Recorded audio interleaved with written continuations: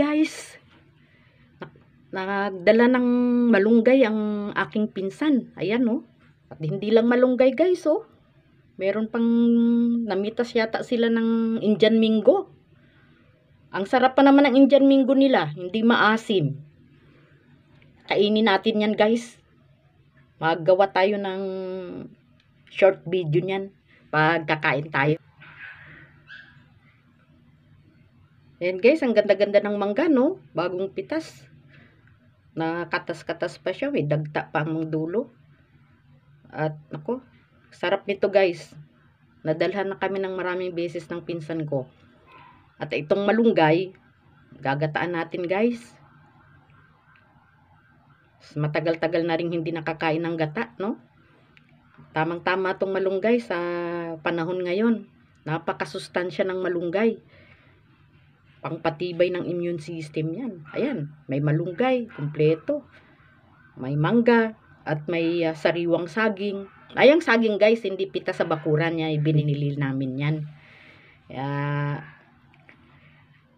Kumain ng gulay, prutas, yan ang kailangan natin sa panahon ngayon. At mayroon kaming yan, pinatuyong siling labuyo. Kasi paminsan guys, nagmamahal talaga ang sili. Kaya ang ginagawa namin, nagpapatuyo kami ng sili. Tas gagawin namin yung sili powder. Para pag nagmahal ang sili, meron kaming sili na powder na pwedeng gamitin pang paanghang sa ating niluluto. Dahil nga Bicolana nga ako guys, mahilig sa sili. Uragon talaga ang Bicolano, no? Kaya, sige. Kailangan magkaroon tayo ng preparasyon. Ganda talagang tingnan ng sariwang gulay, sariwang prutas, at may maanghang pa, no? Masarap talagang manirahan dito sa probinsya. Kaya effort lang, sipag lang para makakain tayo ng masustansya at masarap. Ayan na nga guys, itong malunggay na to. Medyo matagal-tagal itong gawin, no? Nako, ang hirap lang talaga nitong gawin. Kailangan pagpagan muna natin. Pagpag yung mga alikabok yan. Hugasan naman natin yan pagkatapos guys. Ayan, sa bunot dito. Sa bunutan na natin yan. Tanggalin muna natin sa malalaking tangkay. Pagtulungan namin ng pinsan kong gawin to. Tagal to guys gawin. Kaya ang iba, gusto rin kumain ng malunggay. Kaya lang, yun, dahil siguro sa busy sila, hindi nila magawang gawin ang paghuhugot ng malunggay na tulad nito. Kasi it takes time talaga guys ang paggawa ng paggugulay ng malunggay. Pero kahit mahirap o sa oras, maraming oras talaga ang gugugulin mo, sulit naman guys.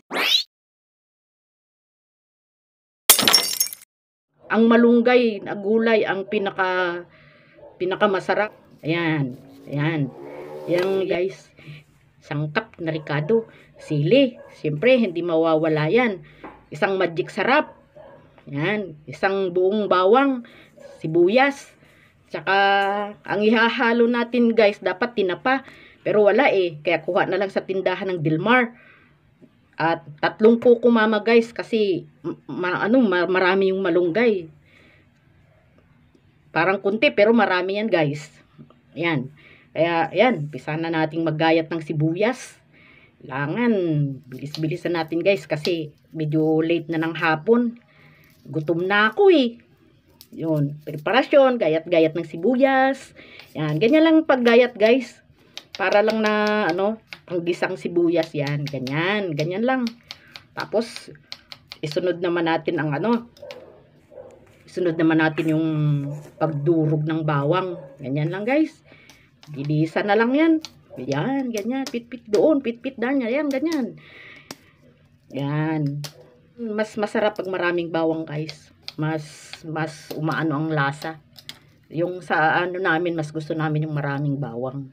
Pero kung nagtitipid-tipid naman, pwede na yung 3 butil ng bawang. Pero sa amin kasi gusto namin marami yung bawang tulad niyan. Pinipino-pino na lang namin para makasamang kainin. Kasi pag buo yung bawang, hindi mo gaanong makain kasi siyempre medyo matapang ang lasa. Ayan. Ayan guys. Basta natin yung bawang. So, umpisahan na nating magluto. Ayan, buksan na natin ang tuna. Ayan, ang tuna guys, ang inano namin is yung tuna in water lang. Hindi na, wag na nating tanggalin yung sabaw. Ayan, hugasan na natin yung malunggay tulad niyan.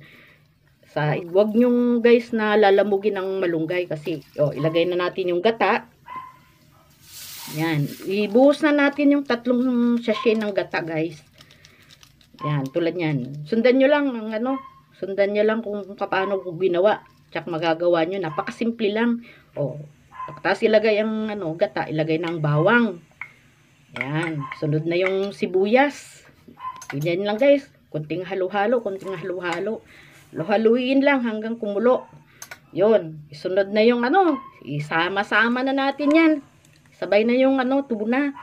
Yung tuna, kailangan mailagay na rin natin. Sama na yung pati tubig, wag niya nang i-drain. Sama niya lahat. Buhos na lahat yan dyan. Tapos yan, halo. Lagay na yung sili. Sunod naman natin ang sili. Tapos yan, halo-halo lang guys ng paunti. Yung magic sarap. Yan, para ma-mix na ba yung lasa sa gata. Yan. Tayo nating kumulo yung gata guys. Huwag nyong pong tatakpan. Yung kunti-kunti lang ang halo-halo. Huwag niya tatakpan yung yung gata kasi para yung kakang gata niya mamuo sa ibabaw. Tulad niyan. Yan. Yan, low fire lang yan. Tapos yun, pag gulong-kulo na yung gata, ilagay na natin yung malunggay. Yan, lagay na natin tong malunggay. Huwag nyong ibubuhos kagad yung malunggay, guys, kasi mamumuo yan. Kailangan, layer lang. Tapos, dahan-dahan lang ng halo. Hindi po pwede, guys, na haluin ang malunggay kasi papait yan.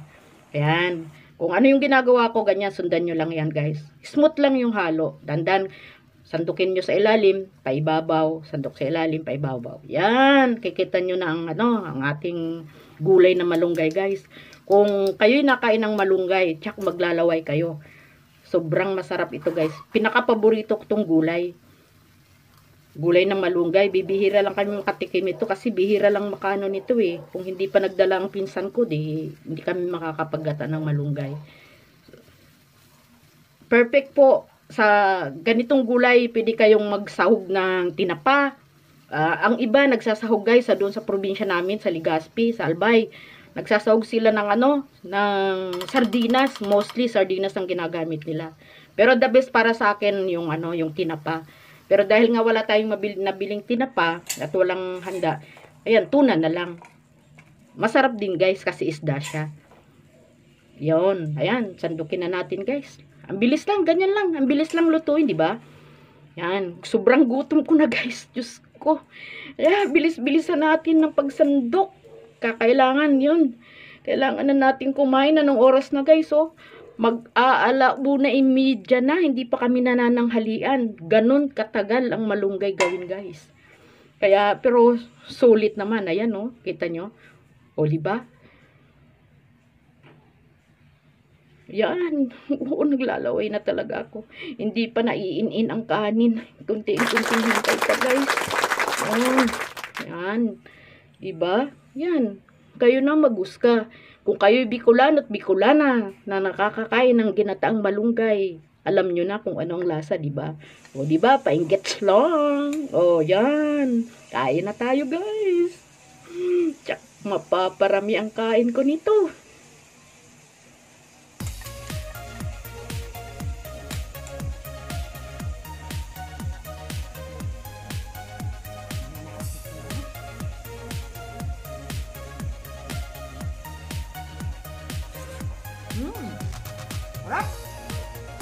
Sarap. Guys, anghang.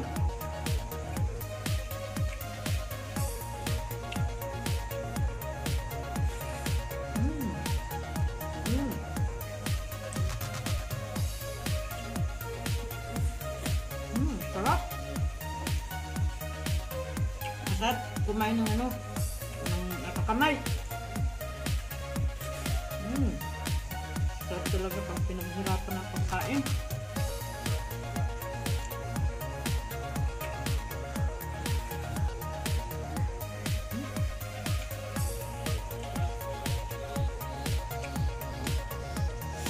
Init.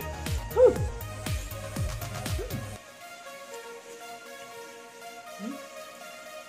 Init pa guys.